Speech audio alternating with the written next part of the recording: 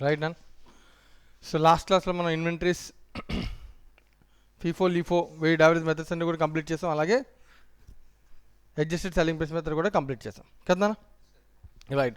ఒక చిన్న బేసిక్, నేను అడ్జస్టెడ్ సెల్లింగ్ ప్రైస్ చేసేటప్పుడు సో క్యాలిక్యులేషన్ మీద కొంత కన్ఫ్యూజ్ అయ్యాం. సో ఒకసారి దాని గురించి ఒక చిన్న ఇష్యూ గురించి మనం డిస్కస్ చేసి then will go to next topic. That is calculation of profit. Heading పెట్టినాను.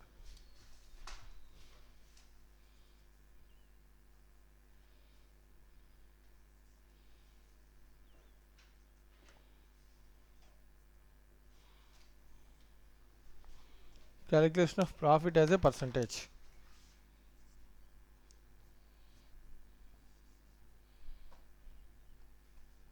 రైట్. సో చిన్న 4 కేసెస్ అనేవి, అంతకుమించి ఏం లేదు, జస్ట్ అండర్స్టాండింగ్ కోసం 4 కేసెస్ రాస్తాను, జాగ్రత్తగా వినాలి. ఫర్ ఎగ్జాంపుల్, కాస్ట్ 100 రూపీస్ అని వాడు ఇచ్చాడు అనుకుందాం. Cost 100 rupees. సో వాడు చెప్తానన్నా, కాస్ట్ గివెన్ కదా, profit as a percentage on cost 10% అని అన్నాను. Profit as a percentage on cost 10%. So what is the value of selling price? ఇది క్వశ్చన్ నన్ను. సో చెప్పొచ్చానా దీని ఆన్సర్? సో ఎలా చెప్పొచ్చానా? Cost 100 plus profit 10% on cost అన్నాడు. సో కాస్ట్ అంటే 100 కాబట్టి దాని మీద 10% అంటే ఎంతనా? 1 టన్. టోటల్ కలిపేసి దీన్ని ఏమంటాం? సెల్లింగ్ ప్రైస్ అని అంటాం. ఇది బేసిక్ గివెన్ ఇన్ఫర్మేషన్, అంతేనా? అంతే కదా. రైట్. నీకు ఇప్పుడు ఇంకో కేసు కూడా చెప్తాను, జాగ్రత్తగా అబ్జర్వ్ చేయాలి. Sale value are sale price is 100 నానా.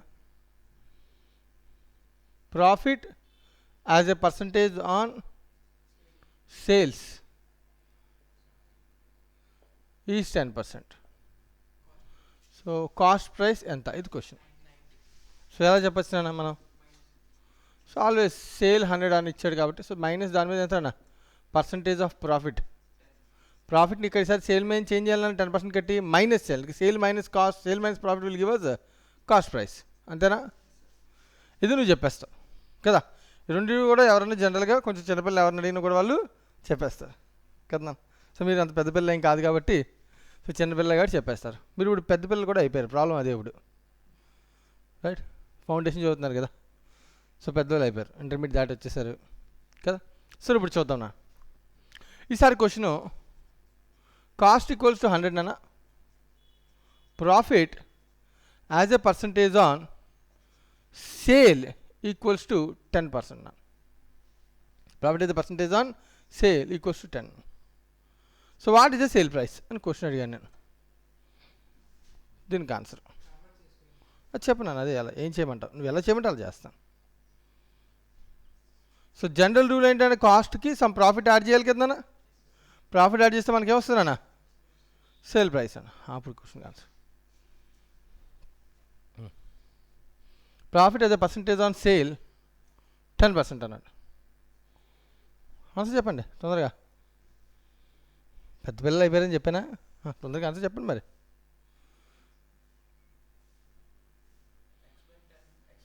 నువ్వు ఏదైనా చేయి, నాకు తెలుసు నీకు ఇష్టం, నువ్వు ఎలా చేస్తావు చేయి. క్యాలిక్యులేటర్ పెట్టుకో, దగ్గర పెట్టుకో, పెన్సిల్ దగ్గర పెట్టుకో. So try it on your own and tell me the answer. Ratios and అయిపోయిందా? ప్రపోర్షన్స్ అయిపోయింది. మరి చెప్పాలి, మరి చాప్టర్ కూడా అయిపోయిందా? మ్యాథమెటిక్స్ రేషియోస్ అయిపోయింది కదా, మరి చెప్పాలి తొందరగా. చేయండి, మీరు ఓన్గా చేస్తారనే కదా నేను అంతకదే వెయిట్ చేస్తుంది. ఖాళీగా నేను ఎందుకు వెయిట్ చేస్తుంది సరదా నాకు. ట్రై చేయండి, ఒక 2 minutes ట్రై చేయండి, తర్వాత ఖచ్చితంగా అలాగే చెప్తాను కదా.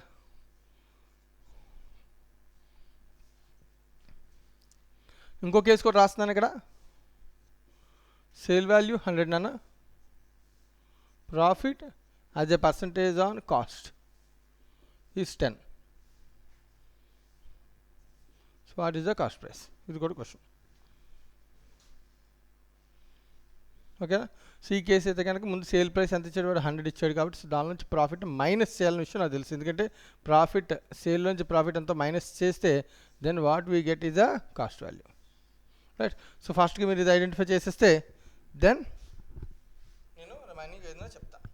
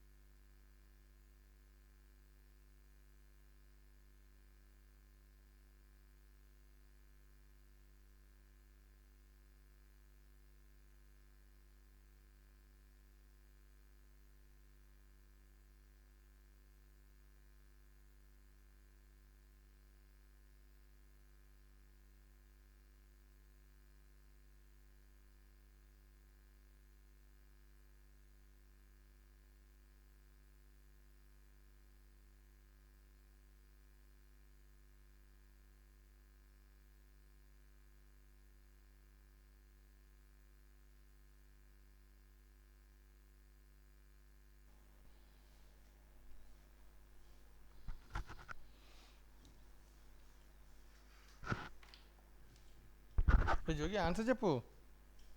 అయితే ఇంకా చిన్నపిల్లలాగే ఉన్నావు అయితే.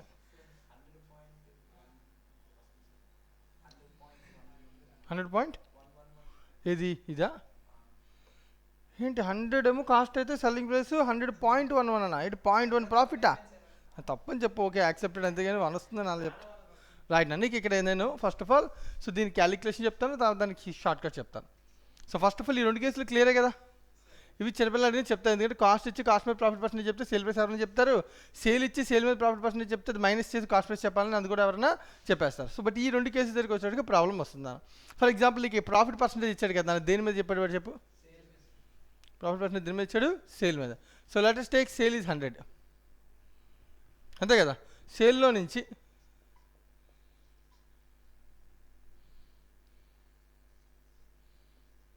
ఓకేనా, ఆ సేల్ వాల్యూ ఎంతనా 100. సో సేల్లో నుంచి ఎక్స్ కదా అనుకున్నాం. సో పర్సంటేజ్ ఎంత అన్న 10% ఆన్ ఎక్స్ అంటే 0.1x కదా. పర్సంటేజ్ ఆన్ సేల్ అంటే 0.x10 0.x1x. సో ఇది మైనస్ చేస్తే నన్ను సేల్లో నుంచి ప్రాఫిట్ మైనస్ చేస్తే నాకు ఏమొస్తుంది ఆటోమేటిక్గా కాస్ట్ ప్రైస్ ఎంతనా 0.9x. This is equals to 100. క్వశ్చన్లో అదే కదా వాల్యూ ఇచ్చాడు. 100 వచ్చు, 10,000 వచ్చు, ₹1,00,000 ఇవ్వచ్చు, 5,000 వచ్చు, 8,000 వచ్చు, 300 ఇవ్వచ్చు, 200, ₹2 ఇవ్వచ్చు. సో ఏదైనా మనం. So but the percentage of amount, so the amount of cost price is equals to 0.9x, right నా. సో దీన్ని బేస్ చేసుకుని వాట్ ఈజ్ ఎక్స్ ఎలా క్యాలిక్యులేట్ చేయొచ్చు దీన్ని చెప్పు. ఎక్స్ వాల్యూ ఎలా క్యాలిక్యులేట్ చేయొచ్చు, ప్రాఫిట్ ఎలా క్యాలిక్యులేట్ చేస్తాను చెప్పిన దీనిలో. ఇప్పుడు 100 multiplied with 0.1x by 0.9x cancel. 100 multiplied with పైన కింద 0.10/90 చేయచ్చా. 10/90 చేయకూడదా? 10/90 చేస్తే నాకు వచ్చేది అయినా ఇప్పుడు ఇది క్యాలిక్యులేటర్లో కొట్టినా. 10/90 ఇది ఈక్వల్స్ టు వాట్, 0.1 వాల్యూ అంటే 0.1xకి ఎంత అని అడిగాను అంటే ప్రాఫిట్కి ఎంత ఇది ఎంత అండి profit 11.11. So what is the sale price ఆటోమేటిక్గా ఇది 100, ఇది 11.11. సో ఆటోమేటిక్ రెండింటిని కలిపిస్తే 111.11 సేల్ వాల్యూ. అర్థమైంది ఇది. అప్పుడు ఇంత కష్టపడుకుంటే దీన్ని సింపుల్గా చెప్పచ్చు. రివర్స్ వర్కింగ్ అనుకుని ఎక్స్ అనుకుని చేయాలి కదా, ఎన్ని కష్టాలు పడకుండా. సో నీ క్వశ్చన్లో ఏమి ఇచ్చానన్న, profit percentage on sale is 10 అన్నాడు, అంతే కదా. సో పర్సంటేజ్ 10 అన్నాడు అంటే నాన్న దీని మీనింగ్ జనరల్గా 10% అంటే మీనింగ్ ఏంటి 100 అన్న. సో 10/100 అంటే రైట్ ఈ పర్సంటేజ్ అనేది ఉంది కదా. సో ఎప్పుడైనా సరే న్యూమరేటర్ డినామినేటర్ 2 పార్ట్స్ ఉన్నాయి, అబ్జర్వ్ చేయాలన్నా, రైట్ అన్న. 10% అంటే 10 ఏంటన్నా, 10 ఏంటి 10 ఏంటి 10/100లో ప్రాఫిట్. 10 ఏంటన్నా ప్రాఫిట్. 100 ఏంటి ఇక్కడ ఏం చెప్తే అదే అవుద్ది. ఇక్కడ పర్సంటేజ్ ఆన్ సేల్ అంటే డివిజన్లో ఉన్నది ఏంటన్నా సేల్ అనమాట. అంటే ప్రాఫిట్ అయితే పర్సంటేజ్ ఆన్ సేల్ ఇచ్చాను అనమాట. అంటే 10 ప్రాఫిట్ అయితే 100 ఏంటన్నా సేల్ అన్న. అప్పుడు ఇది సేల్ మీద అయితే ఇది నేను డైరెక్ట్గా అప్లై చేయగలను, వినాలి, కాన్సన్ట్రేట్ చేయాలి. సేల్ మీద అయితే 10/100 అప్లై చేస్తాను అన్న. పైన 10 కింద ఏంటిది సేల్, ప్రాఫిట్ సేల్ ఉన్నాయి కాబట్టి సేల్ మీద అప్లై చేస్తాను అన్న. ఇప్పుడు ఇదే పర్సంటేజ్ సేల్ అని చెప్పి నాకు క్వశ్చన్లో కాస్ట్ ఇచ్చాడు. అప్పుడు 10 ప్రాఫిట్ సేమే, బట్ కాస్ట్కి సేల్కి డిఫరెన్స్ ఏంటి. సేల్ 100 అనుకోనన్నా, కాస్ట్ ఎంత అవుద్ది 90 అవుతుంది కదా, అంతేనా కదా. 100 minus 10 అంటే ఎంతనా 90. This is directly applied on cost. Cost ఎంతనా 100. So this will be equals to 111.11. అంతే, అర్థమవుతుందా. కొంచెం మళ్ళీ ఇంకొకసారి కాన్సన్ట్రేట్ చేయాలి, మళ్ళీ ఒకసారి కాన్సన్ట్రేట్ చేయాలి, మళ్ళీ ఒకసారి. చాలా ఈజీ థింగ్ నా, చాలా ఈజీ, పెద్ద విషయం కాదు. కాదు కొంచెం కాన్సన్ట్రేట్ చేయాలా, రైట్. మళ్ళీ ఒకసారి చెప్పిన ఎగ్జాంపుల్ మళ్ళీ చేస్తాను. 1/3 ఆన్ కాస్ట్ అన్నాను అనుకున్నాను, పర్సంటేజ్ చెప్పచ్చు, ఎలాగని చెప్పచ్చు. ఇంకో చిన్న example. So 1/3 on cost. So what does it mean. First of all 1/3 ఏంటి ప్రాఫిట్, 3 ఏంటి కాస్ట్ అన్న. ఇప్పుడు క్వశ్చన్లో కాస్టే ఇచ్చాడు అనుకున్నాను, అప్పుడు నేను ఏం చేయొచ్చు, డైరెక్ట్ 1/3 అప్లై చేయొచ్చు. ఒకవేళ క్వశ్చన్లో సేల్ ఇచ్చాడు అనుకున్నా, దాన్ని ఏం అప్లై చేయాలి నేను ఇప్పుడు 1 3 కాస్ట్ కాస్త సేల్ కదా అప్లై చేయాలి. సేల్ కావాలంటే ఏం చేయాలి, కాస్ట్కి యాడ్ చేయాలి. So 3 + 1 okay, right. మళ్ళీ ఇంకొక చిన్న ఎగ్జాంపుల్, ఒక 5-6 ఎగ్జాంపుల్ చెప్పేస్తాను, తర్వాత క్లోజ్ చేద్దాం, రైట్ అన్న. రైట్, నెక్స్ట్ 3/5 ఆన్ సేల్ అన్నాడు అన్న, ఓకేనా. 3/5 ఆన్ సేల్ అన్నాడు అన్న. సో కాస్ట్ మీద అప్లై చేయాలి, సేల్ ఇస్తే డైరెక్ట్గా అప్లై చేస్తాను, ఇప్పుడు కాస్ట్ మీద అప్లై చేయాలి, అలా చేయాలి. ఎంతనా 3 ఏంటి 5 ఏంటి సేల్ నాన్న. సో సేల్ మీద అయితే నేను అప్లై చేస్తాను, మరి నా కాస్ట్ మీద అప్లై చేయాలి. 3 5 కాస్ట్ ఏమవుద్ది? నేను ఇందాక కాస్ట్ అన్న, ఇది సేల్, ఇది ప్రాఫిట్. సేల్లో చేంజ్ చేస్తే కాస్ట్ వస్తుంది, మైనస్ చేయాలి కదా. ఇది సేల్ అన్న, మైనస్ చేయాలి అంటే అంతా 3/2 అప్లై చేయాలి, 3/4 కాదు. బై హార్ట్ వద్దు, మళ్ళీ ఒకసారి కాన్సన్ట్రేట్ చేయాలి.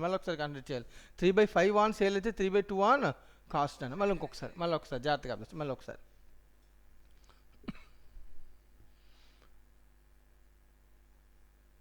8/18 ఆన్ కాస్ట్ అన్నాడు అన్న. కాస్ట్ మీద అయితే ఇది అప్లై చేస్తాను అన్న, పర్సంటేజ్ కాస్ట్ మీద అయితే అప్లై చేస్తాను. సేల్ మీద అప్లై చేయమన్నాడు. 8 సో కాస్ట్ కట్ సేల్ కావాలంటే 18 అనేది కాస్ట్, 8 అనేది ప్రాఫిట్, రెండింటిని కలిపితే సేల్ వస్తుంది. సో సేల్ మీద అప్లై చేయండి, 18 + 8 26, 8/26 సేల్. అర్థమైపోయిందా? సింపుల్, అంతే, అంతకుమించి ఏం లేదు. ఇంకొకసారి లాస్ట్ అండ్ ఫైనల్ క్లారిటీ కోసం, కన్ఫ్యూషన్ ఏం లేకుండా, మీరు చెప్పేది కరెక్టా కాదని చెక్ చేయడం కోసం, ఓకేనా. 1/8 ఆన్ సేల్ ఇచ్చాడు అన్న. సో ఆన్సర్ 1/7 ఆన్ కాస్ట్ అయిపోయింది, ఓకేనా. ఇప్పుడు ఇది కూడా అంతేనా, 10% వచ్చేది, 10% ఆన్ సేల్ అన్నాడు. అంటే 10/100 10% అంటే ఏంటి? 10/100, 10/100 ఆన్ సేల్. అయితే 10 ఏంటి ప్రాఫిట్, 100 ఏంటి సేల్. మరి కాస్ట్ మీద అప్లై చేయాలంటే ఏం చేయాలి? 10/90, ఓకేనా. సింపుల్ లాజిక్ నాన్న. అప్పుడు ఇదే క్వశ్చన్ ఇక్కడ మనం అప్లై చేయొచ్చు. ఎలా అప్లై చేయొచ్చు? 100 × 10/90. So that equals to 11.11. The answer is 111.11. ఇప్పుడు ఇక్కడ కూడా అప్లై చేయనన్నా, ఇది ప్రాఫిట్ పర్సంటేజ్ ఆన్ కాస్ట్ అంటే 10/something 100 ఉంటుందండి. పర్సంటేజ్ అంటే 100 కదా, 10/100 అనేది కాస్ట్ మీద, మరి సేల్ మీద అయితే 10/110. సో ఇంటూ నాకు సేల్ తెలుసు కాబట్టి 100 సేల్ కాబట్టి 100 మీద అప్లై చేస్తాను. సో 1/11 క్యాలిక్యులేట్ చేయను. 100/11 9.9, 9.09. సో ఇది ప్రాఫిట్, దీనికి కాస్ట్ కావాలంటే సేల్లో చేంజ్ చేయాలి దాన్ని, మైనస్ 100 - 9.09 అంతేనా? 90.91, ఓకేనా. అర్థమైందా నాన్న? సో ఇది నోట్ చేయను, అంతే, అయిపోయింది, సింపుల్ లాజిక్. సో వాడు ఇచ్చిన పర్సంటేజ్ ఆన్ వాట్ అని చెప్తాడు కదా. సో అప్పుడు న్యూమరేటర్ ఏంటి? Profit margin. సో డినామినేటర్ ఏంటి? వాడు చెప్పిన అమౌంట్. అది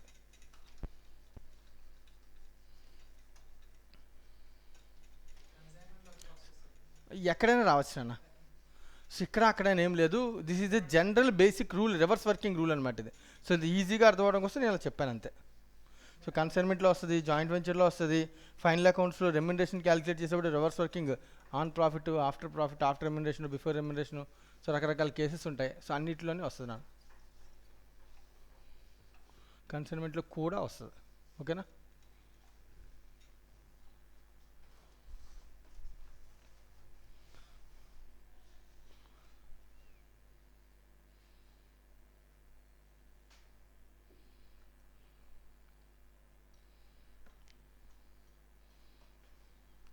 సో 4 కేసులు గుర్తుండిపోవాలన్నా, ఇంకా అసలు మార్పులు ఏం చేయకూడదు. సో చెప్పేస్తున్నాను, రైట్ అన్న. సో ఇప్పుడు ఇది ఒక బేసిక్ అండర్స్టాండింగ్ మాత్రం, ఇదేమీ పెద్ద కాన్సెప్ట్ కాదు, ఏమీ కాదు. So general calculation part. So చాలామంది స్టూడెంట్స్ 1/4 అంటే 1/5 అని, 1/5 అంటే 1/4 అని, ఓన్లీ 20% to 25% మాత్రమే గుర్తుపెట్టుకుంటూ ఉంటారు, రైట్ అన్న. సో దాని మీనింగ్ ఏంటంటే 1/5 అంటే ఆన్ వాట్ అని క్వశ్చన్ అడగాలి ఫస్ట్. 1/5 ఆన్ సేల్ అన్నాడు అనుకున్నా. సో 1 ఏంటంటే ఇప్పుడు ప్రాఫిట్, 5 ఏంటి సేల్. ఇప్పుడు క్వశ్చన్లో సేల్ ఉంటే డైరెక్ట్గా అప్లై చేస్తానా లేదా? చేస్తాను. ఒకవేళ క్వశ్చన్లో కాస్ట్ ఉంటే మైనస్ చేస్తాను, సింపుల్. సో 1/4. సో 1/5 అంటే ఎంత పర్సెంటేజ్? 1/5 అంటే ఎంత percentage?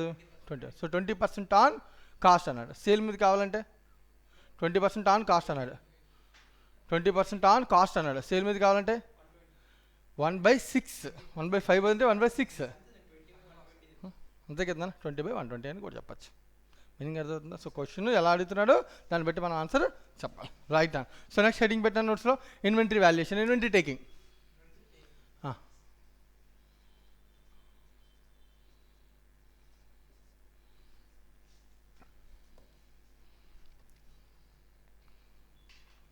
Inventory taking. So what is inventory taking? So what is meant by inventory taking? Taking అంటేనా సో స్టాక్ వెరిఫికేషన్. సో వెళ్ళి గోడౌన్కి వెళ్ళి సో గోడౌన్లో స్టాక్ ఎంత ఉందో చూసి మనం చేయాలి. సో జనరల్లీ స్టాక్ వెరిఫికేషన్ ఎప్పుడు జరుగుతుందన్న 31st March. Generally it will happen on even books prepare చేయాలి కదా, బుక్స్ ఏ డేట్ అనుకుంటే ఆ డేట్ ప్రిపేర్ చేయాలి. సో ఫర్ ఎగ్జాంపుల్ మనం జనరల్గా ఎప్పుడు బుక్స్ ప్రిపేర్ చేస్తాం, April to March. జనరల్లీ అదే కదా, వేరే అకౌంటింగ్ ఇయర్లు గట్రా మనం ఫాలో అవ్వమని ఆల్రెడీ డిస్కస్ చేసాం. So financial year are that is equals to equal accounting year, right? So that is 31st March. So 31st March you have to compare the sales with all the expenditure including purchases, everything. But purchase వేరు, sales వేరు, ఈ quantity వేరు, ఈ quantity వేరు. So purchase నుంచి ముందు ఏం adjust చేయాలి, stock. Then you have to compare the sale. So purchase నుంచి స్టాక్ని అడ్జస్ట్ చేస్తే దాన్ని ఏమంటాం, కాస్ట్ ఆఫ్ గూడ్స్ సోల్డ్ అంటాం. So sales is always compared with cost of goods sold కదా, cost of goods sold, right? ఇప్పుడు నేను అది చేయాలి అంటే నేను ఖచ్చితంగా స్టాక్ని వాల్యూ చేయాలి. సార్ ఈ స్టాక్ని అంత కష్టపడి వాల్యూ చేయాల్సిన అవసరం లేదు సార్, డైరెక్ట్గా నాకు స్టాక్ ఎంతో తెలిసిపోద్ది. ఎలా తెలిసిపోద్ది? స్టాక్ ఎంత తెలిసిపోద్దా, గోడౌన్లో ఎంత స్టాక్ ఉందో తెలిసిపోద్దా నువ్వు పర్చేజ్ చేస్తే? Very good. స్టోర్స్ లెడ్జర్లో మనం ఒకవేళ స్టోర్స్ లెడ్జర్ కానీ మెయింటైన్ చేశారనుకో, స్టోర్స్ లెడ్జర్ కానీ బిన్ కార్డ్ కానీ, బిన్ కార్డ్తో అయితే ఓన్లీ క్వాంటిటీ తెలుస్తుంది, స్టోర్స్ లెడ్జర్లో ఇస్తే క్వాంటిటీ వాల్యూ చేస్తారన్న. పర్పెక్చువల్ సిస్టమ్ ఫాలో అయితే స్టోర్స్ లెడ్జర్ ఫాలో అవుతారు, ఫాలో అయితే ఎవ్రీడే మెయింటైన్ చేస్తాం కాబట్టి 31st March అనే రోజున కూడా ఎంత బ్యాలెన్స్ ఉందో నాకు ఎగ్జాక్ట్గా తెలిసిపోద్ది. అయినా చాలా చిన్న ఆర్గనైజేషన్స్ అన్నీ కూడా డైలీ అకౌంటింగ్ అనేవి చేయరు, స్టోర్స్ లెడ్జర్ మెయింటైన్ చేయరు. వాళ్ళకి క్లోజింగ్ స్టాక్ అనేది ఎలా తెలుస్తుంది, వెళ్ళి వెరిఫై చేసుకోవడం తప్ప ఆప్షన్ లేదు, ఓన్లీ వెరిఫికేషన్. ఎలా ఆప్షన్ చేస్తారు, ఏమి అంటారు, మెయింటైన్ చేయాలి, అన్ని పనులు ఆపేస్తారు. Total business operations has been suspended, close చేసి వెళ్ళి రైట్ అని ఏం చేస్తారు, స్టాక్ కౌంట్ చేసుకుంటారు. ఈ కౌంటింగ్ చేసే ప్రొసీజర్ చూసేదేమో అది 1 dayలో అవ్వదు. ఆ ప్రాబ్లమ్స్ ఏమర్థమవుతుందా, స్టాక్ని వెరిఫై చేయాలి బాగానే ఉంది, అది 1 dayలో అవ్వదు. It will take the verification will take approximately 2 to 5 days అని యావరేజ్ ఏది మెయింటైన్ చేద్దాం. బిన్ కార్డ్ మెయింటైన్ చేస్తున్న యూజ్ ఏమంటుంది, నాకు వాల్యూ కావాలి కదా. బిన్ కార్డ్ అనేది స్టోర్ కీపర్ ఎవరైనా మెయింటైన్ చేస్తారు, రైట్? స్టోర్ కీపర్ అక్కడ ఉండే వాచ్మెన్ మెయింటైన్ చేయమన్నా మెయింటైన్ చేస్తారు, అది ఇష్యూ కాదు. సో మా ప్రాబ్లం ఏంటి, వాల్యూ కావాలి.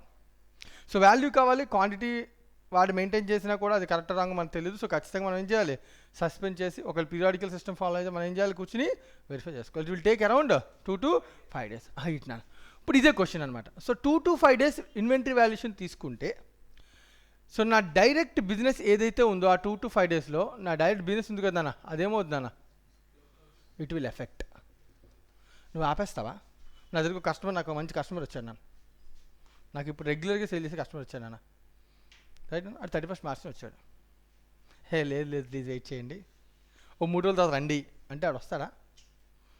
ఆడికి చాలా అర్జెన్సీ అయితేనే వచ్చాడు మన దగ్గరికి, రైట్? వాళ్ళంతా అర్జెన్సీ కాబట్టి వచ్చాడు, మనం వాడికి సేల్ చేయకుండా, మనం సాటిస్ఫై చేయకుండా పంపించాం అనుకున్నా, బిజినెస్ ఎఫెక్ట్ అవుతుందా లేదా?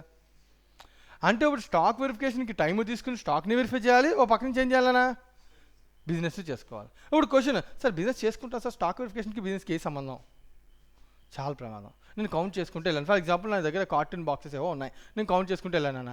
సడన్గా వచ్చి కస్టమర్ సేల్ అన్నాడని చెప్పి కార్టూన్ బాక్స్ తీసుకెళ్ళిపోయి వచ్చి నేను కౌంట్ చేస్తుంటే, పోనీ ఆ రోజు కౌంట్ చేసి నెక్స్ట్ రోజు రోజుకి మళ్ళీ వెయ్యి, మళ్ళీ ఫస్ట్ నుంచి కౌంట్ చేసుకోవాలి నేను. లేదు సడన్గా నేను ఎప్పుడో ఆర్డర్ చేసిన గుడ్స్ ఇప్పుడు వచ్చినాయి, మళ్ళీ తీసుకొచ్చి అన్ని కార్టూన్ బాక్స్లు కలిపేశాడు.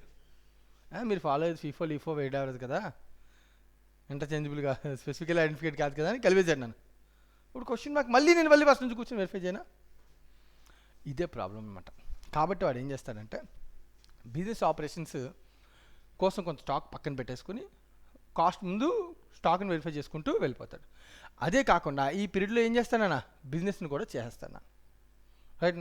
సో అందుకనే స్టాక్ వెరిఫికేషన్ ఎప్పుడు 31st March చేయరు. స్టాక్ వెరిఫికేషన్ మరి ఎప్పుడు చేస్తారు సార్? 31st March నాకు కావాలి, నా రిక్వైర్మెంట్ అయితే ఆ రోజున, ఎందుకంటే నేను ఫినాన్స్ స్టేట్మెంట్స్ ఏ రోజు తయారు చేస్తాను. సో నాకు 31st March క్లోజ్ స్టాక్ కావాలి, కానీ ఆ రోజు నేను స్టార్ట్ చేయను. ఆ రోజు స్టార్ట్ చేసి will take for example it will take 3 days అనుకోనన్నా, ఆ రోజు వాల్యూ నేను చెప్పగలను? మళ్ళీ చెప్పలేను. ఒకవేళ దాన్ని ముందు స్టార్ట్ చేస్తే ఆ రోజున 31st March మళ్ళీ చెప్పగలనా? చెప్పలేను, కానీ చెప్పచ్చు. ఆ చెప్పే ప్రొసీజర్ని ఇన్వెంటరీ టేకింగ్ అని అంట. ఫర్ ఎగ్జాంపుల్ నేను బిఫోర్ స్టార్ట్ చేశాను, నేను 26th March ఇన్వెంటరీ అనే టేకింగ్ అనేది చేశాను. వెళ్ళి గోడౌన్లో మొత్తం గూడ్స్ అన్ని వెరిఫై చేసేసాను, ఓకేనా? సో వెరిఫై చేశానన్నా, stock as per physical stock నా ఫిజికల్ స్టాక్ ఇన్ గుడౌన్ వెళ్ళాను, వెరిఫై చేశాను. ఏ రోజున వెరిఫై చేశాను? కానీ 26 మార్చి నేను వెరిఫై చేసుకుంటే వెళ్ళి కౌంట్ చేసుకుంటూ వెళ్ళిపోయాను. కానీ మధ్యలో ఏం జరగచ్చు? మళ్ళీ పర్చేజ్ జరగచ్చు, సేల్ జరగచ్చు కదా. సో అప్పుడు నాకు కావాల్సింది ఎప్పటి నుంచి ఎప్పటి వరకు? మధ్యలో ఒకవేళ పర్చేజ్ జరిగింది అనుకో, నా స్టాక్ ఏమవుద్ది? మళ్ళీ బై ప్లస్ పర్చేజెస్. ఈ మధ్యలో జరిగిన పర్చేజ్ ఏంటో కనుక్కుని వాటిని యాడ్ చేసేయడమే. మళ్ళీ వాటిని ఫిజికల్ వెరిఫికేషన్ మనం చేయలేం. ఇన్సెల్ ఏం చేస్తాం? కూర్చుని మళ్ళీ మొదలు పెడితే మళ్ళీ ఫస్ట్ నుంచి చివరి వరకు మళ్ళీ ఇంకేమవుద్ది? మళ్ళీ ఇంకో 3-4 డేస్ పెట్టేస్తుంది. ఒకవేళ మధ్యలో సేల్ జరిగితేనన్నా మైనస్ అయిపోద్ది. కానీ ఇక్కడ నువ్వు అబ్జర్వ్ చేయాల్సింది సేల్ జరిగితే మనం మైనస్ చేయాల్సింది cost of goods sold. Cost గురించి మనం మాట్లాడుతున్నాం. మనకి అల్టిమేట్గా కావాల్సినటువంటిది stock as on 31st March కావాలి. 31st మార్చ్ స్టాక్ కావాలంటే అది కాస్ట్ కావాలి. కాస్ట్ కావాలంటే సేల్ చేసిన గూడ్స్ యొక్క కాస్ట్ని మనం అడ్జస్ట్ చేయాలి. చేస్తే అప్పుడు మనకి ఏమొస్తుందన్న? స్టాక్ వచ్చేస్తుంది. సో ఇన్వెంటరీ టేకింగ్ ఇది ఒక మెథడాలజీ.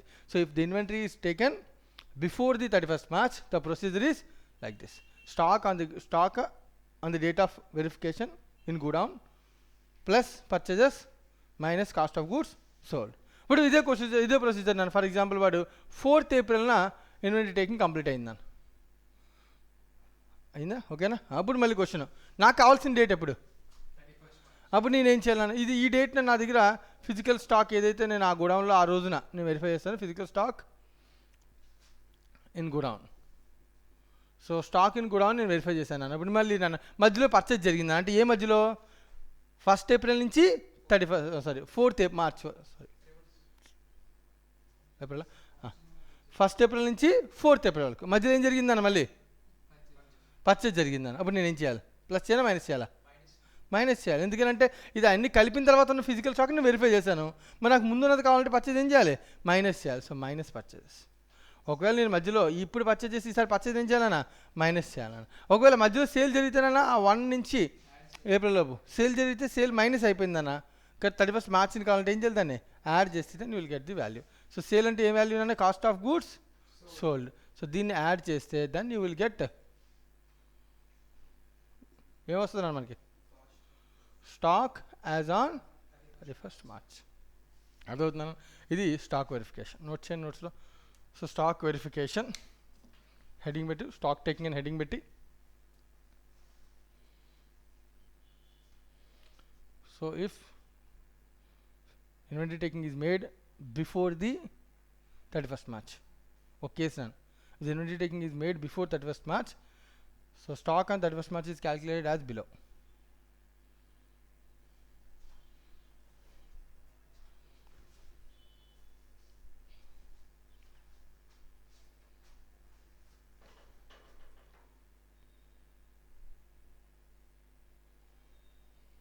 సో లైట్ ఆన్ చేయడం ఇంకోటి మర్చిపోయాం మనం, తలుపు కూడా వేసి పైన గడ్డ పెట్టాలి.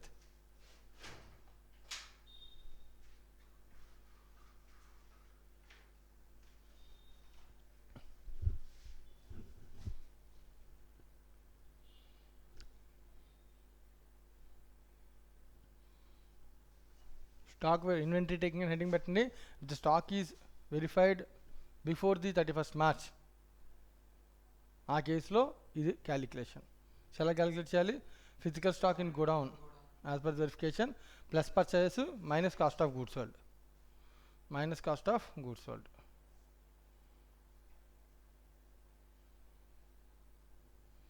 So then you will get stock on 31st March. The inventory taking is made after 31st March. So అప్పుడు ఇదే పాయింట్కి ఏమవుతుంది, దీనికి ఇది రివర్స్ కదా. సో ఇది తీసుకున్నాం కాబట్టి దీన్ని ఏం చేయాలి, వెనక్కి వెళ్ళాలంటే రివర్స్ చేయాలి. సో మైనస్ చేసేది ప్లస్ చేయాలి, ప్లస్ చేసేది మైనస్ చేయాలి. So physical stock as per the on godown heading, if stock is if the inventory taking is made after 31st March అని హెడ్డింగ్ పెట్టి అప్పుడు ఈ పాయింట్స్ అయినా the inventory taking is made after 31st March.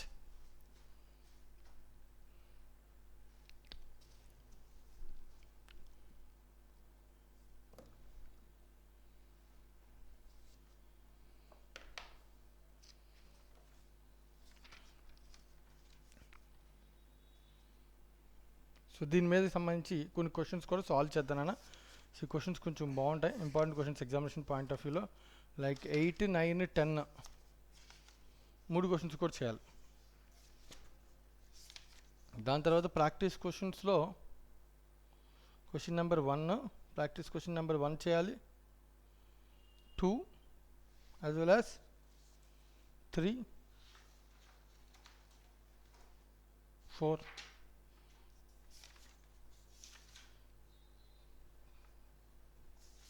1, 2, 3, 4 కూడా చేయాలన్న. So మొత్తం అన్ని questions కూడా సాల్వ్ చేయాలన్న, మనమే బోర్డు మీద అన్నీ చేయాలి. రైట్, ఇంపార్టెంట్ క్వశ్చన్స్ కదా, కొంచెం టిపికల్ ఉంటాయి. సో సాల్వ్ చేయడానికి ట్రై చేద్దాం, ఎన్ని కుదిరితే అన్ని సాల్వ్ చేద్దాం. మీరు చేయగలిగే మీరు చేస్తారు, నేను చెప్పేవన్నీ కూడా నేను చెప్తాను.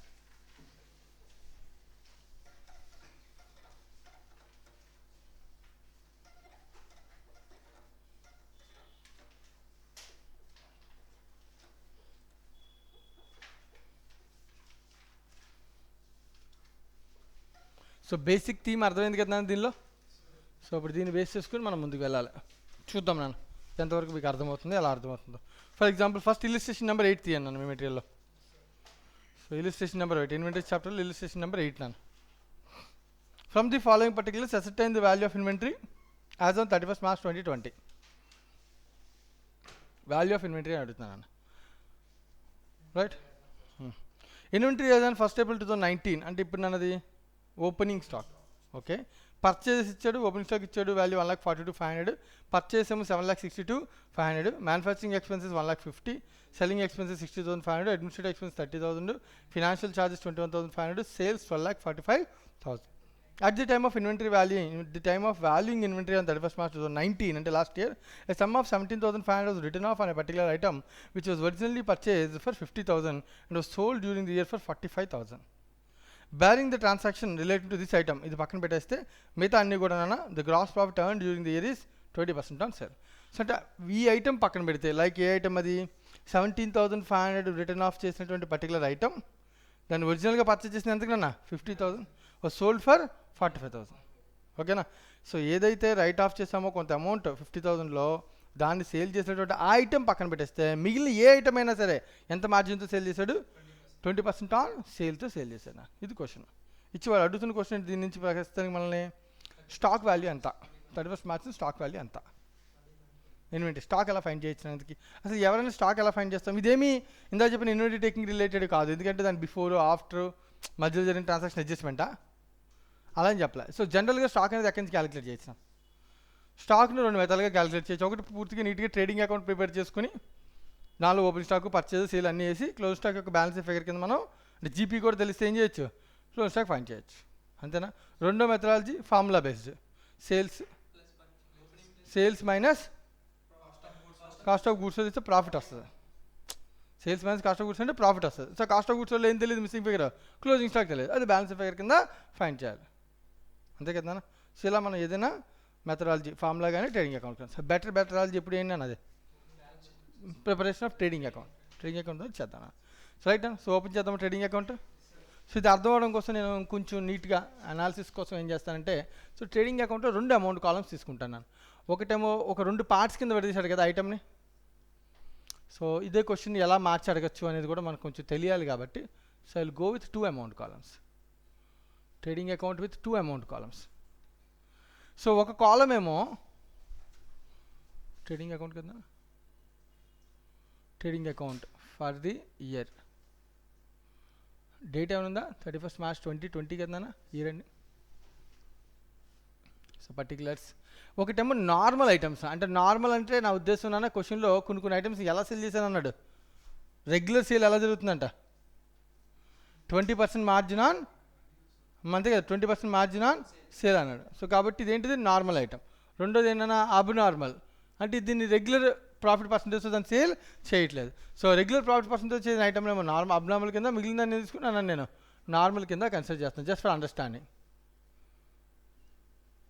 So normal and abnormal. First of all మనకి ఓపెనింగ్ డేట్న ఇన్వెంటరీ ఇచ్చాను నేను, right. So opening date inventory ఇచ్చాడు కదా నాన్న. సో 2 బ్యాలెన్స్ B/D ఎంత ఓపెనింగ్ ఇన్వెంటరీ, నార్మల్ ఎంత, అబ్నార్మల్ ఎంత. సో లాస్ట్ ఇయర్ స్టాక్ గురించే కదా కింద పారాగ్రాఫ్ ఇచ్చాడు, 31st March valuing inventory 31st March 2019 అంటే last year close stock, year ఏమవుద్ది ఓపెనింగ్ స్టాక్, అంతేనా కదా. So it is 31st March 2019 only, it's not 20. ఓకేనా? So at the time of valuing inventory as on 31st March 2019 a sum of 17,500 was written off on a particular item which was originally purchased for 50,000 and was sold during the year for 45,000. Sale పక్కన పెట్టు. Last ఇయర్లో బుక్స్లో cost ఎంత ఉంది? 50. బుక్స్లో cost ఎంత ఉంది? 50. దాన్ని ఎంత రైట్ ఆఫ్ చేశాడు? సో ఎందుకు ఏ స్టాక్ అనేది రైట్ ఆఫ్ చేస్తాడు? స్టాక్కి బ్యాడ్ డేట్స్ ఏంటి? ఏంటి స్టాక్ డిప్రిసియేషనా? ఫిక్స్డ్ డిప్రిసియేషన్ ఎక్కడ చెప్పాడు అలా నీకు? ఏ ఐటమ్ రైట్ ఆఫ్ అని చేస్తాం? లాస్ అని చెప్పేవాడు కదా. అలా అయితే రైట్ ఆఫ్ అంటే మనం తగ్గించేసాం. Stock is valued at cost or NRV whichever is lower. Cost 50 కానీ దాన్ని ఎన్ఆర్వి యాక్చువల్గా అంత లేదు కాబట్టి అప్పుడు నువ్వు ఐటమ్ ఏం చేస్తావు? తగ్గించేస్తా. అలా రైట్ ఆఫ్ చేసేసాడు వాడు. సో ఇది ఇన్వెంటరీ రూల్. అది తర్వాత విషయం. తర్వాత మేబీ నెక్స్ట్ ఇయర్లో పెరిగి ఉండొచ్చు కదా. 31st March మనం మాట్లాడుతున్నాడు. సేల్ ఆ రోజు చేశానని చెప్పలేదు కదా. సోల్డ్ ఫర్ 45 ఉంది నెక్స్ట్ ఇయర్, రైట్ అన్న? So year end last year ఎండ్కి బుక్స్లో ఎంత ఉంది? అది 50. ఇప్పుడు నా ప్రాబ్లం ఏంటంటే నేను 50 రాయకూడదు. ఎందుకంటే నా బుక్స్ ప్రకారం ఎంత ఉంటుంది?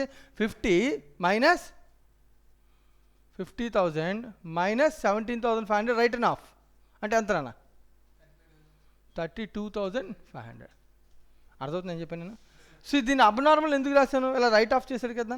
దీని సేల్ రెగ్యులర్ పర్సంటేజ్తో జరగట్లేదు కదా, అందుకని నేను సపరేట్గా రాశాను. ఇప్పుడు క్వశ్చన్ ఏంటంటే రిమైనింగ్ ఐటమ్ ఎంత?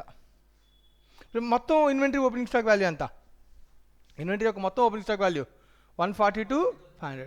సో దానిలో అబ్నార్మల్ ఐటమ్ కాస్ట్ ఎంతనా? 32,500. సార్ దీనిలో 50,000 ఉంటుందా? 32,500 ఉంటుందా? 1,42,500లో 50,000 ఉందా? 32,500 ఉందా?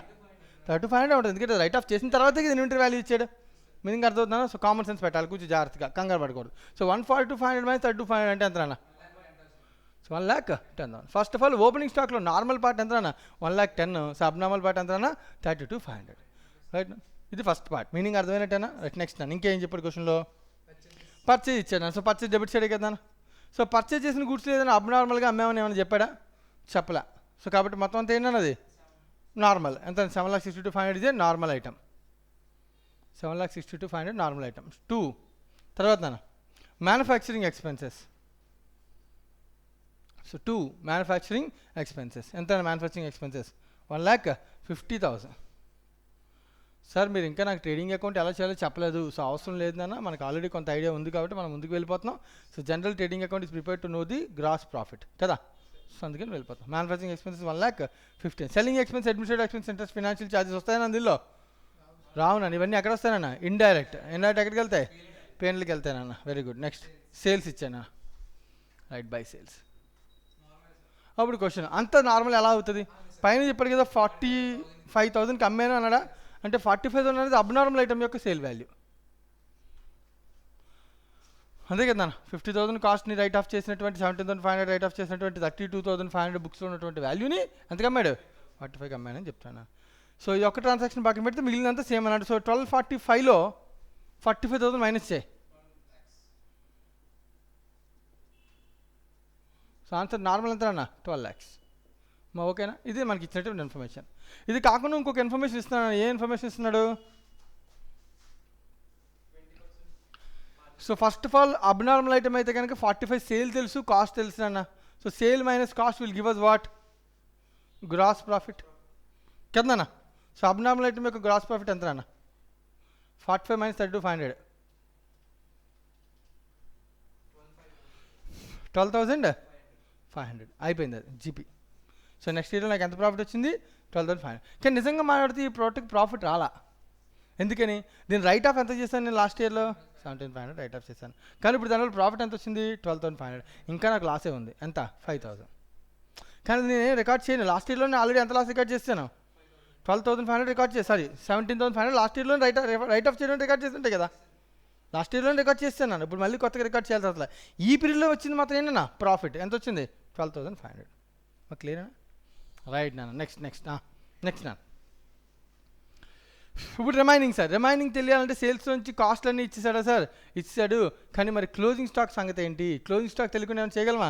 చేయలేం. ఇక్కడంటే క్లోజింగ్ స్టాక్ లేదు కాబట్టి నువ్వు ప్రాఫిట్ కనిపెట్టావు, మొత్తం అంతా అమ్మేశాడు కాబట్టి. మరి ఒకవేళ ఇక్కడ క్లోజ్ స్టాక్ ఉండకుంటే జీపీ రాయడం కరెక్టేనా? కాదు కదా. సో జీపీ రాయడం అంటే క్లోజ్ స్టాక్ తెలియాలి, అది తెలియదు.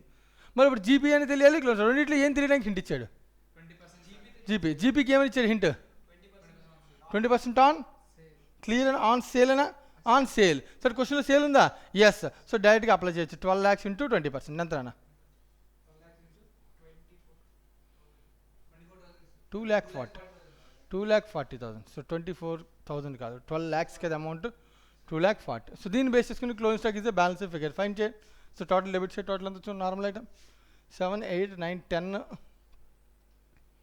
11, 1152, 1252, 1262 అంతేనా? సో 12,62,000. సో మైనస్ 12 lakhs అంటే అంతేనా ఇక్కడ? 62,000. సో 62,000 ఏనా closing stock on 31st March. క్లియరేనా? నోట్ చేయండి, ఏమైనా డౌట్ ఉంటే అడగండి. సో ఒకవేళ సార్ ఇప్పుడు ఇదే క్వశ్చన్ ఎగ్జామ్లో లాస్ట్ టైం ఒకసారి ఇలా మార్చాను అన్న, జస్ట్ అండర్స్టాండింగ్ కొంచెం చెప్తాను వినండి ఒక నిమిషం.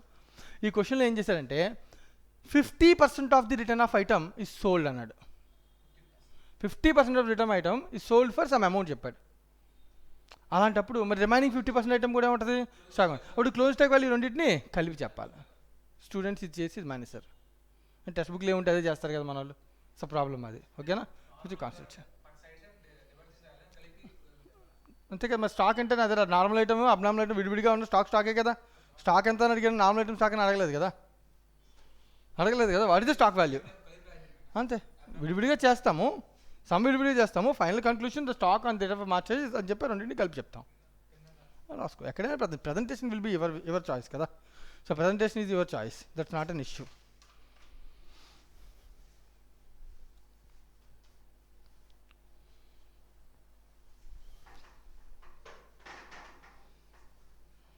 స్పీడప్ చేయాలి.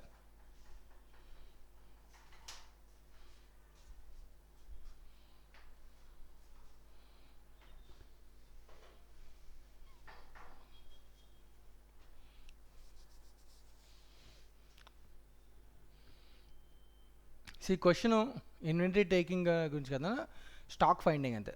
Closing stock can be find using 2 ways.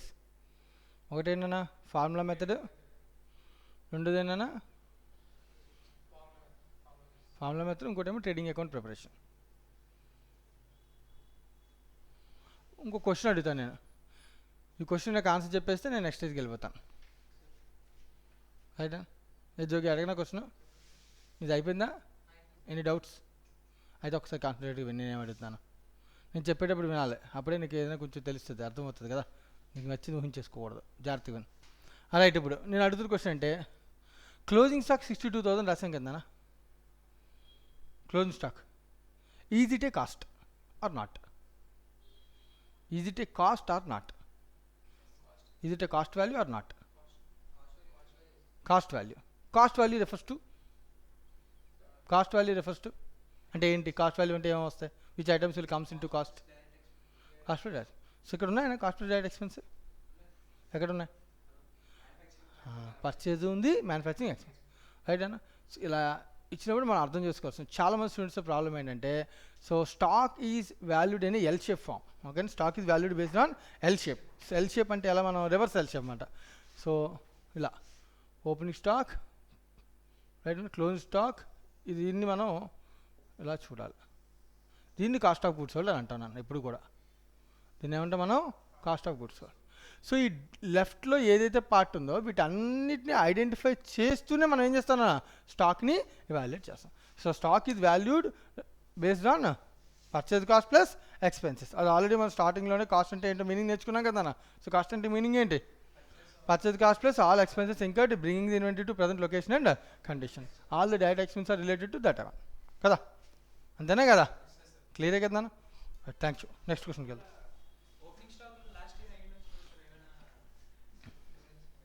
ఏంటన్నా? అవును, ఓపెన్ స్టాక్ వాల్యూ ఇప్పుడు దానిలోనే ఉంది కదా. ఓపెన్ స్టాక్ నార్మల్, ఇది అబ్నార్మల్ కదా. అంటే దీనిలో ఎన్ఆర్బి కూడా ఉంది కదా. ఓకేనా? ఉంటే చెప్తారు కదా. ఒకవేళ నీకు గుర్తుపెట్టుకో, కాస్ట్ అయినా విచ్ ఎవర్ లోవరే అప్లై చేస్తాం. ఎన్ఆర్వి లోవర్ అయితేనే అది వస్తుంది నాన్న, లేకపోతే ఆ ప్రాబ్లం లేదు. రెండోది, అసలు స్టాక్ వాల్యూ నువ్వు చేసేటప్పుడు రైట్ అన్న. ఓపెనింగ్ స్టాక్ వాల్యూ ఇది కానీ రాసుకుంటాం మనం. స్టాక్ వాల్యూ ఎంత ఉంటే అంత రాసుకుంటాం. సో దాన్ని బేస్ చేసుకుని క్యాలిక్యులేట్ చేసుకుంటూ వెళ్ళిపోతాం. ఇంక్లూడింగ్ ఎక్స్పెన్సెస్ కదా అది. సో ఎన్ఆర్వి వాల్యూ తగ్గిపోయిందంటే you have to your return of, అది మన ఇష్టం అది. సో లాస్ట్ కింద నేను రికార్డ్ చేసుకున్నాను. సో లాస్ట్ రికార్డ్ చేసుకుని వాల్యూ చేస్తాను క్లోజ్ స్టాక్ని. చేయకూడదు. ఓపెనింగ్ బ్యాలెన్స్లో మన స్టోర్స్ లెడ్జర్లో ఓపెనింగ్ బ్యాలెన్స్ ఏమవుద్ది, మారిపోతుంది. 37,500తో 32,500తో స్టార్ట్ అవుతుంది, ప్లస్ 1,10,000తో స్టార్ట్ అవుతుంది. రైట్. సో దీనిలో ఏ ఐటము ఏంటి అనేది మన దగ్గర ఉంటే మన మెథడాలజీ ప్రకారం, లైక్ మనం ఏ మెథడ్ ఫాలో అయితే ఆ మెథడ్ ప్రకారం వాల్యూ చేస్తాం కదా. ఏంటో methodology FIFO or weighted average. ఆ మెథడ్ ప్రకారం సీక్వెన్స్లో వెళ్ళిపోతాం అంతే. క్వాంటిటీ ఎంత, వాల్యూ ఎంత, పెర్ యూనిట్ రేట్ ఎంత. ఓకేనా. రైట్ నా ఏదిరా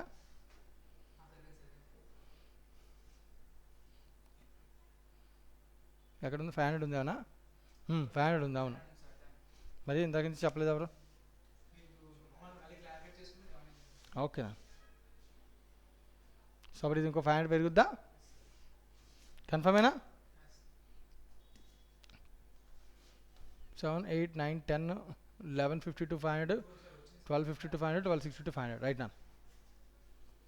రైట్. సో నెక్స్ట్కి వెళ్దాం.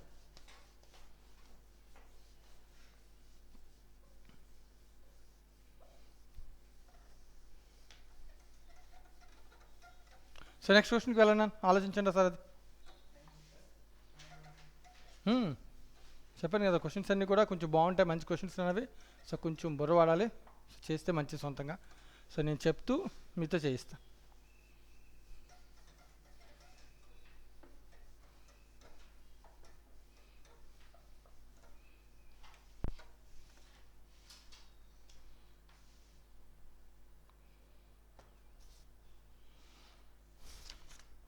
Right, question number 9 now.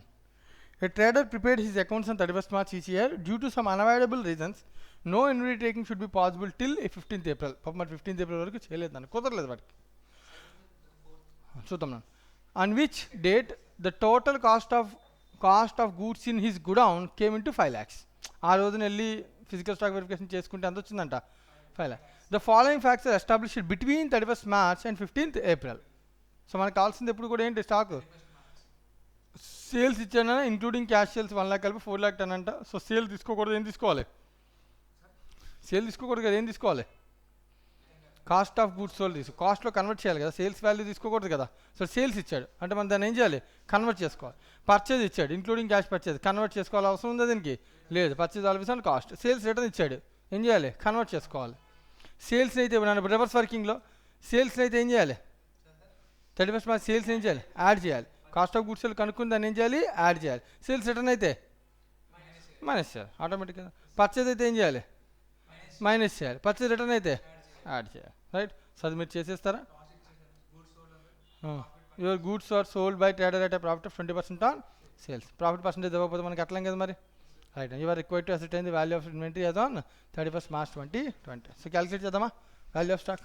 Complete చేద్దాం ఫాస్ట్గా, 2 minutes అయిపోవాలి. Value of stock on 31st March. Stock as on 15th April. మనకి ఇచ్చిన క్వశ్చన్లో ఇచ్చిన స్టాక్ ఆన్ 15th April ఎంతనా, 5 lakhs. 5 lakhs. సో దానికి సేల్స్ సేల్స్ వస్తే ఏం చేయాలి, దాన్ని యాడ్ చేయాలి. మధ్యలో జరిగిన సేల్స్ ఏం చేయాలి, యాడ్ సేల్స్. బట్ కానీ సేల్స్ మనకి ఏం క్యాలిక్యులేట్ చేయాలి, కాస్ట్ క్యాలిక్యులేట్ చేద్దాం. What is the sale value, 4,10,000. So 4,10,000 into 4,10,000 minus 4,10,000. Profit margin తీసేస్తేనే కదా నా సేల్లో నుంచి ఏమొస్తుంది, కాస్ట్ వస్తుంది. Sale value 4,10,000. సో దాని మీద 4,10,000 మీద ప్రాఫిట్ మార్జిన్ ఎంత, 20% ఆన్ సేలే కదా. సేల్ అంటే డైరెక్ట్ దీని మీద అప్లై చేసేయచ్చు. అదే ఒక 20% ఆన్ కాస్ట్ అని ఇస్తుంటే 20/120 చేయాల్సి వచ్చేది. ఓకేనా. జాగ్రత్త, ఇది డైరెక్ట్ సేల్ ఇచ్చాడు కాబట్టి. సో 4,10,000 మైనస్ ఇది ఎంతనా, 410 మైనస్ 82 కూడా చేసే 82 3,28,000 సారీ ప్లస్ కదా plus. Right. Next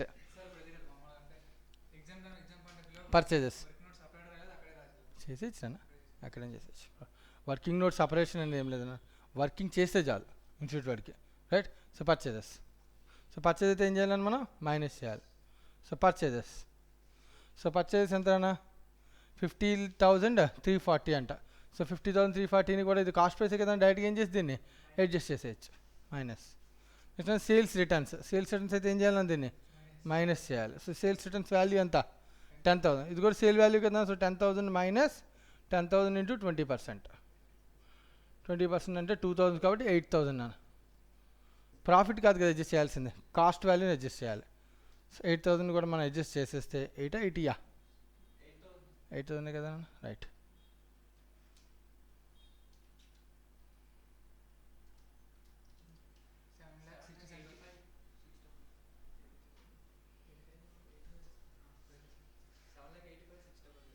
$7,85,000 stock on 31st March.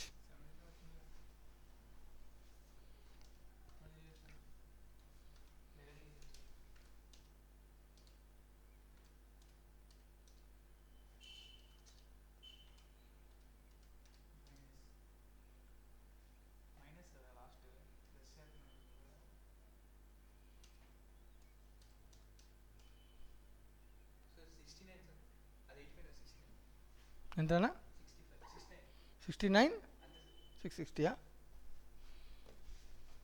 అంతే.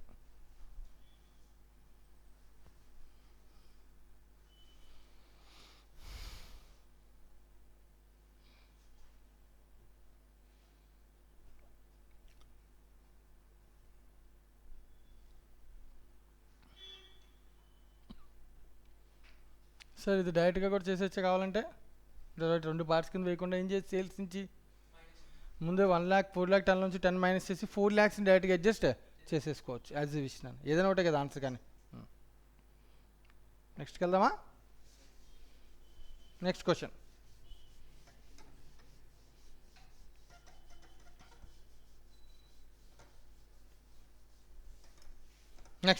Question number 10. కొంచెం కాన్సన్ట్రేట్ చేయాలని, కొంచెం పెద్ద క్వశ్చన్ ఉంది కదా. సో నెంబర్ గేమ్లా ఉంటుంది ఏదో రైటా. కొంచెం కాన్సన్ట్రేట్ చేస్తే నెంబర్ గేమ్ అర్థమైపోద్ది. Inventory taking for the year ending 31st March 2020 was completed by 10th April అన్న. నేను చేసుకుంటూ వెళ్ళిపోతాను, డైరెక్ట్ చదువుతూ చేస్తాను. చైనా చదువుతూ ప్రతి పాయింట్ని దాన్ని వాల్యూ చేసేస్తాను. రైట్, ఫస్ట్ వాడు చేసింది ఏ రోజున, ఇన్వెంటరీ కంప్లీట్ చేసింది ఏ రోజున అంటే సేమ్ ఇందాకలాగే రివర్స్ వర్కింగ్ కదా. Right, okay done. The valuation showed inventory value of 16,75,000 at a cost on a completion date. Okay, cost ఇచ్చాడు, మనకు కావాల్సింది కూడా ఏంటన్నా cost. Stock as on 10th April. 10th April. So ఎంత అని ఇచ్చాడు 16,75,000 కాస్ట్ వేస్తాం ఫస్ట్. ఓకేనా. ఇప్పుడు వాడు చెప్తున్న ప్రతి పాయింట్ని అడ్జస్ట్ చేసుకుంటూ వెళ్ళిపోతాం, అంతే కదా. After the end of the accounting year and till the date of completion of the inventory taking అంటే 31st March నుంచి 10th April వరకు అని అర్థం, అంతే కదా. Sales for the next year were made for 68,750, profit margin being 33.33% on cost. So 1/3 on cost అన్న profit margin.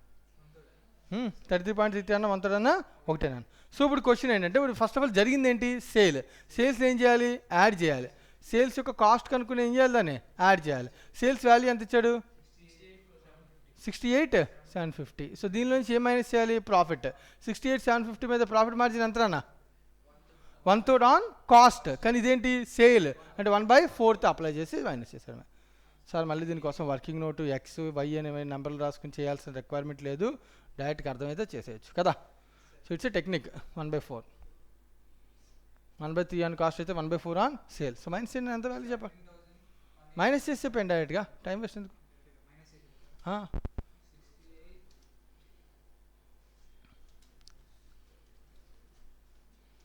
అప్పుడు చూడు ఇంత కష్టపడుతున్నా కదా, నేను ఇంకెలా చేయొచ్చునా, అంత కష్టపడకండి. ఒకసారి వినండి. దీది తీసుకుని దీని మీద కట్టి నెంబర్ గుర్తుపెట్టుకుని దీనిలోంచి మళ్ళీ క్యాలిక్యులేటర్ తీసి ఏమీ బాధలు. ఇది 1/4 అయితే రిమైనింగ్ వాల్యూ ఎంతనా, అంతే కదా. 68,750 into 3/4 కొడితే రాదా. ఏం మరి మీరు మ్యాథమెటిక్స్ ఏం చేస్తున్నారు, కొంచెం వాడండి. అది ఈజీ అయితే నేను చెప్తాను, కష్టమైతే నేను అలాగే చెప్పాను కదా. 51.5 ఎందుకు ఉండదు, ఉంచే ఏమవుద్ది, నష్టం ఏం లేదు కదా. ఓకేనా.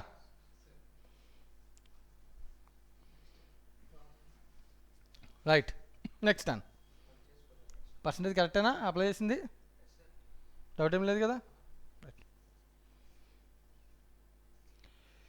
నెక్స్ట్ పాయింట్ అండి, purchases for the next year included in the inventory amounted to 90,000 at a costless state discount of 10%. Discount ఎప్పుడు మైనస్ చేస్తాం.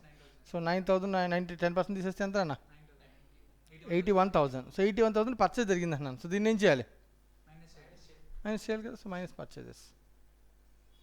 సో డైరెక్ట్గా నేను 81,000 మైనస్ చేస్తాను. ఓకేనా. నెక్స్ట్ పారాగ్రాఫ్కి వెళ్తాను అమ్మా. Okay, next point, next line. During this period goods were added to the inventory at a market price of 3,000. మళ్ళీ చదువుతున్నాను చూడు సెంటెన్స్. డ్యూరింగ్ దిస్ పీరియడ్ అంటే ఈ 15 రోజుల మధ్యలో, 10 రోజుల మధ్యలో goods were added to the inventory. Inventory goods add అయ్యాయంట. సో ఇన్వెంటరీ గూడ్స్ ఎందుకు యాడ్ అవుతాయి, మేబీ సేల్స్ రిటర్న్ అయి ఉండొచ్చు, right. At a market price of 3,000 rupees in respect of the sales returns. Clarity ఇచ్చాను. గూడ్స్ ఎందుకు యాడ్ అయినా, goods customer నుంచి వెనక్కి వస్తే యాడ్ అవుతాయి. లేదు ఇంకొక రీజన్ కూడా ఏమవచ్చు అన్న, జనరల్గా యాడ్ అవ్వడానికి పర్చేజ్ కూడా అవ్వచ్చు, రైట్. ఓకే, సో మొత్తానికి ఇప్పుడు ఈ 3,000 respect of sales return add అయితే మార్కప్ ప్రైస్ అంటే ఏంటి మీనింగ్? మార్కప్ ప్రైస్ అంటే సేల్ ప్రైస్, మార్కప్ అంటే ప్రాఫిట్. మార్కప్ యాడ్ చేసినటువంటి ప్రైస్ ఏమంటాం అని మార్కప్ ప్రైస్ అని అంటాం. అంటే ప్రాఫిట్ యాడ్ చేసిన price, that is called sale price. So ఇప్పుడు 3,000 ఏంటి అర్థం, sale price. So sale price మనం ఏం చేయాలి, దీన్ని మైనస్ చేయాలి. సేల్స్ రిటర్న్స్ మన కాస్ట్ కావాలన్న. సో 3,000 మైనస్ 3,000 ఇంటూ మార్జిన్ ఎంతనా 1/3 ఆన్ కాస్ట్ అని ఇందాకే ఇచ్చాడు కదా. So 1/4 on sale. 2,000 ఏదైనా చేయండి, మైనస్ చేసేచ్చే వాల్యూ కరెక్టే కదా, వాల్యూ కరెక్టే కదా, రైట్. నెక్స్ట్ వాల్యూ కరెక్ట్ అయితే చాలా మిగతా అన్నీ ఉంది, right. Next point, next line చదువుతున్నాను నేను. Any doubts? Half of the question complete అయింది. Next question. After inventory taking it was found that there was certain very old slow moving item. So what is meant by old slow moving item?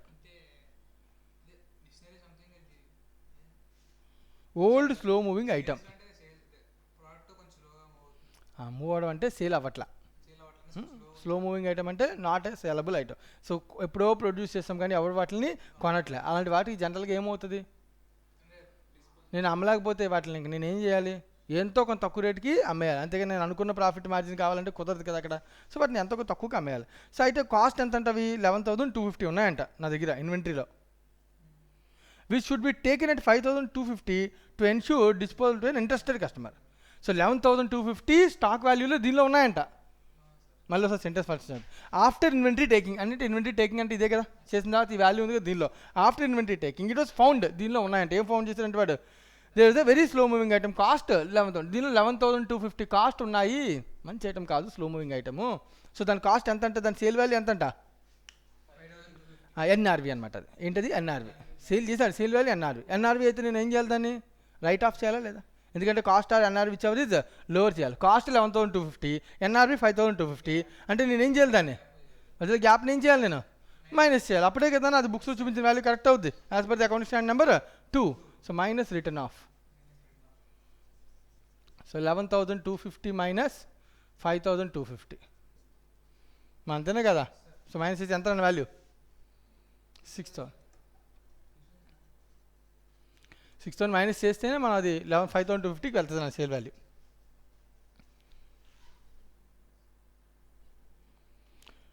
Due to heavy flood certain goods costing 15,500 were received from the supplier beyond the delivery date of the customer. So floods వల్ల కొన్ని గూడ్స్ని order పెట్టాం నాన్న, కానీ అవి with in డేట్లో రాలే. ఏమైందంట, delivery date దాటి వచ్చేసాయంట. Late అయిపోతే ఏం జరుగుద్ది, కస్టమర్ అడిగాడు, వాడిని అడిగితే మనం ఇవ్వలేకపోయాం మన దగ్గర. మళ్ళీ ఒకసారి సెంటెన్స్ చాలు. Due to heavy flood certain goods costing 15,500 received from a supplier beyond the delivery date of the customer. Supplier మనకి లేట్ ఇచ్చాను, ఓకేనా. అంటే మన దగ్గర గూడ్స్ ఉన్నాయి, ఇంకా వాటిని ఇంకా అమ్మలేకపోయాను నేను, ఓకేనా. యాజ్ ఏ రిజల్ట్ దానివల్ల ఏం జరిగిందంట, the customer refuse to take the delivery. నాకు ఆ సప్లయర్ లేట్గా ఇచ్చాడు, అందువల్ల నేను కస్టమర్కి ఏం చేయను, లేట్ చేస్తాను. కస్టమర్ ఏం చేశాడు, తీసుకున్నాడా వద్దానా అంటే ఇప్పుడు ఆ గూడ్స్ దీనిలో ఉండిపోయా లేదా, ఎంత వాల్యూ ఉండిపోయినాయి దీనిలో, ఓకే రైట్. ఇప్పుడు ఏంటంటే మళ్ళీ the net reliable value estimate to be 12,500. మళ్ళీ సేమ్ ఇలాంటి గూడ్స్ని మనం ఎవరికి పడితే వాడికి అమ్మడం కష్టం. కస్టమర్ వద్దనేసాడు, బయట వాడికి అమ్మాలంటే దాని వాల్యూ ఏంటన్నా తగ్గిపోయింది, రైట్. తగ్గిపోవాలంటే మనం ఏం చేయాలి, దాన్ని కూడా రైట్ ఆఫ్ చేయాలని. ఎంత వాల్యూ చూనా, వాల్యూ ఎంత ఉంది బుక్స్లోది 15,500 అన్న. ఎంత ఎన్ఆర్వి ఎంత 12,500 అంటే ఎంత రైట్ ఆఫ్ చేయాలి, 3,000 రైట్ ఆఫ్ చేయాలి, right, compute the value of inventory for inclusion in the financial accounts for the year ending 31st March 2020. 31st March 30th March కాదు. So answer stock on 31st March.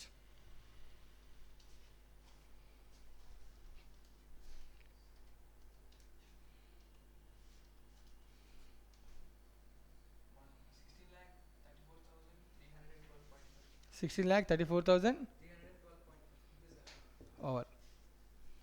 Right. So దీంతో మనకి ఇల్లిస్ట్రేషన్స్ complete అయ్యాయి నాన్న. ఓకేనా? ఒక 2 minutesలో మళ్ళీ నేను ఏం చేద్దాం, ఇప్పుడు ప్రాక్టీస్ క్వశ్చన్స్ స్టార్ట్ చేద్దాం నాన్న.